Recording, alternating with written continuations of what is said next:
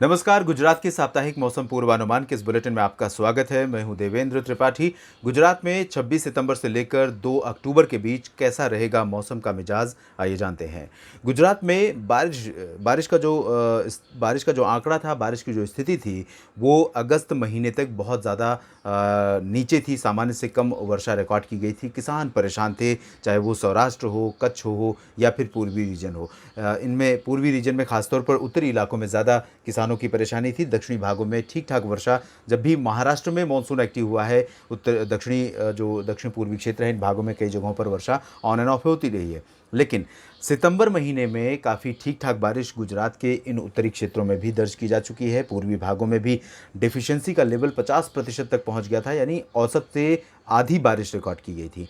वो अब cover up करते करते काफ़ी करीब पहुंच गई है सामान्य के। और ओवरऑल अगर पूरे गुजरात का क्यूमुलेटिव डेटा देखें 1 जून से लेकर 25 सितंबर के बीच का, तो अब 12% की कमी रह गई है। Cyclonic storm Gulab bay of Bengal पर विकसित हो चुका है। अनुमान है, आशंका है कि आज इसका लैंडफॉल आंध्र प्रदेश और उड़ीसा के तटों के बीच होगा।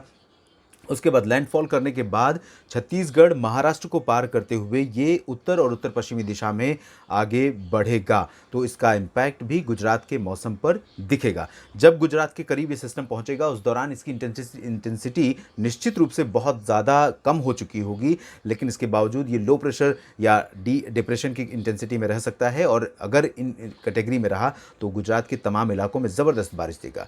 तो जानते हैं कि किन इलाकों में किस तरह की बारिश होने की संभावना आने वाले दिनों में है। अनुमान यह है कि 26-27 सितंबर को कई इलाकों में, जो गुजरात का ये पूर्वी रीजन है, इन भागों में वलसाड़, नवसारी, सूरत, तापी, भरूच, नर्मदा, छोटा उदयपुर, वडोदरा, आणंद, गोधरा और दाहोद, महिसागर, अहमदाबाद, गांधीनगर, ये रीजन, सुरेंद्रनगर, राजकोट, बोटाद और भावनगर, अमरेली, जूनागढ़, सोमनाथ, वेरावल, ये जो पूरा का पूरा रीजन है, इन भागों में कई स्थानों पर भीषण वर्षा दर्ज की जा सकती है। मेहसाना, साबरकांठा तक भारी वर्षा होने की संभावना अगले 24 से 48 घंटों के दौरान है। उसके अलावा पालनपुर, बनासकांठा, पाटन, इन भागों में भी बारिश होगी।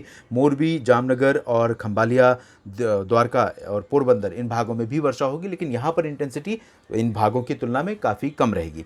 और यहाँ पर जब 27 सितंबर या 27 और 28 सितंबर के बीच में गुजरात के ऊपर सिस्टम पहुँचेगा या महाराष्ट्र के ऊपर रहेगा ये सिस्टम, गुजरात और महाराष्ट्र के आसपास, उस दौरान गुजरात के ऊपर मानसून की एक्टिविटी और बढ़ सकती है। तो 26-27 अक्टूबर के साथ साथ 28 सितंबर को भी, 26-27 सितंबर के साथ साथ 28 सितंबर को भी गुजरात के तमाम इलाकों में, इन इलाकों में बारिश की इंटेंसिटी और बढ़ जाएगी और कई जगहों पर मूसलाधार वर्षा दर्ज की जा सकती है। उत्तरी पूर्वी क्षेत्रों से लेकर सौराष्ट्र तक और कच्छ में भी बारिश की गतिविधियां 28 सितंबर को देखने को मिल सकती हैं। 29 सितंबर को इंटेंसिटी में कमी आने की संभावना नज़र आ रही है, लेकिन इसके बावजूद बहुत ज़्यादा रिड्यूस नहीं होगी बारिश। अनुमान यह है कि इस पूरे महीने सितंबर का जो आखिरी 2 दिन है, 29 और 30 सितंबर का, उन 2 दिनों में भी गुजरात के तमाम इलाकों में हल्की से मध्यम, कुछ स्थानों पर भारी वर्षा दर्ज की जाएगी। उसके बाद 1 और 2 अक्टूबर को बारिश की इंटेंसिटी बहुत रिड्यूस हो जाएगी बाकी दिनों की तुलना में।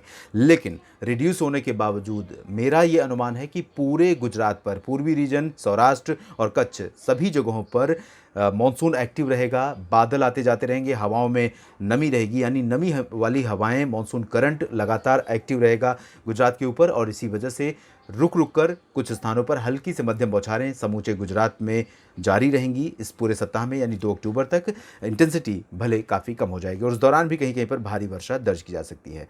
गुजरात के साप्ताहिक मौसम पूर्वानुमान के इस बुलेटिन में अभी इतना ही। आप बने रहिएगा मौसम तक चैनल के साथ। धन्यवाद।